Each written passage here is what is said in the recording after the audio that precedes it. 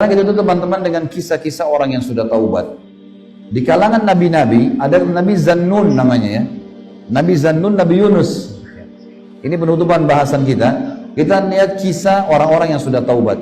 Nabi Zannun teman-teman, di alam nabi ini, di alam utusan-utusan Allah, ini penutupan bahasan kita ya, beberapa kisah orang soleh. Yang pertama, kalangan nabi-nabi.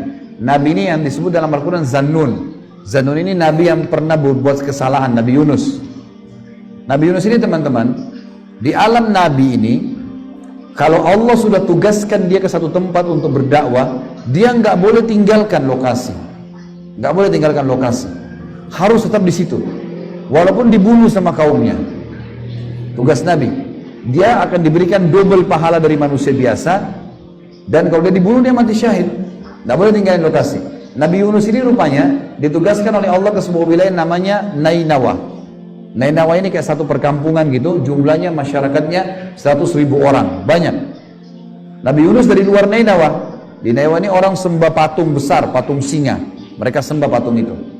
Datanglah Nabi Yunus AS, dakwai mereka, ingatkan, mereka nggak mau dengar. Bangkang, setiap hari bangkang. Nabi Yunus berdoa, ya Allah, kasih lokasi dakwah yang lain, jangan di sini. Ini orang-orangnya keras kepala semua. Allah belum turunin perintah. Kena lama nunggu wahyu, Nabi Yunus ambil inisiatif keluar, tinggalkan lokasi itu. Niatnya baik, mau dakwah tempat lain ya. Tapi di alam Nabi nggak bisa ini. Harus di situ. Sampai Allah perintahin pindah atau enggak. Nabi Muhammad SAW tinggal di Mekah, disiksa, dilemparin kotoran, dicaci maki, nggak tinggalin Mekah. Walaupun harus dibunuh sama kaumnya. Sampai Allah perintahin. Memang alam Nabi harus begitu. Nabi Yunus tinggalin. Waktu Nabi Yunus naik ke atas kapal, ya kan? Kapal dihantam dengan ombak yang besar. Lalu kemudian kata kaptennya, kita harus buang barang-barang nih. Buang semua barang-barang. Masih berat juga kapal. Akhirnya ambil inisiatif harus lempar penumpang. Ditaruhlah nama-nama orang penumpang semua. Di batu ditulis, ditaruh, diacak. Namanya siapa yang keluar, dia harus loncat ke lautan.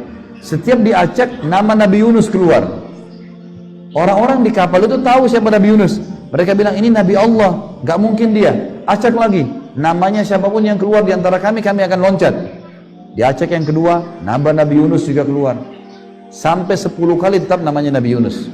Maka Nabi Yunus mengatakan, mungkin ini hukuman dari Allah karena saya meninggalkan lokasi dakwah. Pelanggaran. Maka Nabi Yunus berdiri di pinggir kapal, begitu loncat ke lautan, ikan paus datang buka mulutnya telan. Selama 2 minggu di perut ikan. 2 minggu ini nggak makan, nggak minum. Ikan paus ini ikan yang besar. Perutnya ikan itu kotorannya di situ. Dan ikan paus ini kalau makan ikan lain, dia nggak kunyah ya. Ditelan langsung, hidup-hidup semua masuk di situ. 2 minggu nggak bisa bernafas, baunya busuk, nggak ada makanan, tertahan di situ.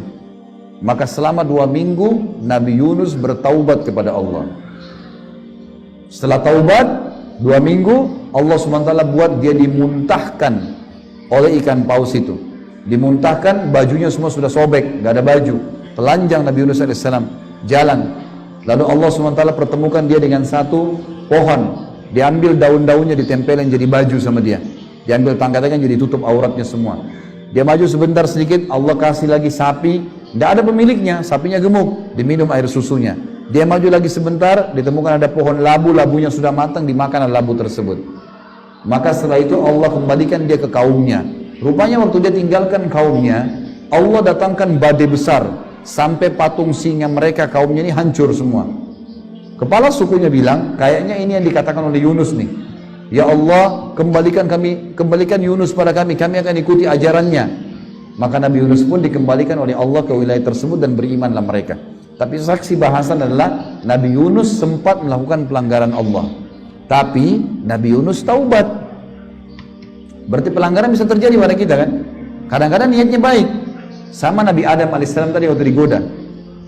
Dengarkan firman Allah menceritakan masalah itu. Di dalam surah As-Saffat tentang kisah Nabi Yunus.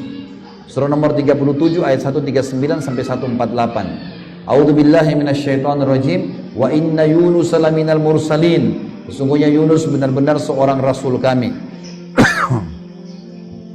Id abaqa ilal fulkin mashhun. Ingatlah ketika dia lari menuju ke kapal yang penuh dengan muatan. Fasahama fakana minal mudhadin, dan dia ikut berundi, namanya diundi, tapi dia termasuk orang-orang yang kalah dalam undian. Faltaqamahul hutu wa huwa mulim, lalu dia ditelan oleh ikan yang besar dalam keadaan dia tercelah.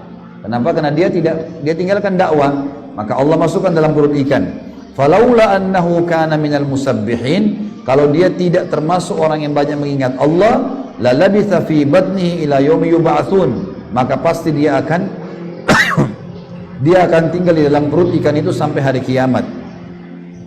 Kata Allah SWT di ayat 145-nya, fanabadzahu bil ara'i wa huwa saqim, kemudian kami lemparkan dia dari mulut ikan itu ke daerah yang tandus, padang pasir, sedangkan dia dalam keadaan sakit, 2 minggu gak makan, gak minum, gak tidur, bau busuk dan segalanya. Wa ambatna alaihi syajaratan min yaqtin, lalu kami tumbuhkan untuknya sebatang pohon jenis labu. Labu yang matang dia makan. Makanya ulama tafsir bilang labu itu sangat bermanfaat buat stamina. Karena Allah bilang Nabi Yunus ini dalam kondisi 2 bulan 2 minggu gak makan, labu yang Allah kasih untuk kembalikan staminanya. Wa arsalnahu ila mi'ati alfin aw yazidun, dan kami utus dia kembali ke kaumnya yang jumlahnya 100.000 lebih. Fa amanu famatta'nahum ilahin, maka mereka beriman dan kami tinggalkan mereka dalam waktu-waktu tertentu.